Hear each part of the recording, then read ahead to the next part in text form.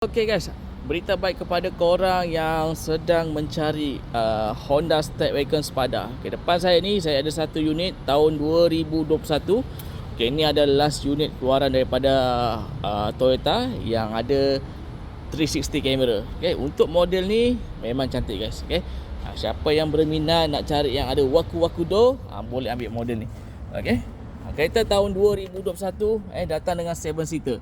Okay, untuk kereta ni tengok dekat sini lah dia punya kamera 360K. Okay, and then seat dalam dia jenis fabric. Alright, datang dari sekali dengan dua power door guys. Okay, dua power door kiri dan kanan. So ini adalah model yang last keluaran waku-waku door. Jom kita tengok belakang pula. Okay, belakang dia macam ni lah. Okay, ni Honda Stepwagon ni. Okay, pintu dia yang unik ni. Boleh buka ke tepi dan boleh naik ke atas. So guys, kalau korang berminat kena cepat. Okay, ini adalah last keluaran daripada Honda Stepwagon. Okay, tahun 2021. Okay, kereta color grey.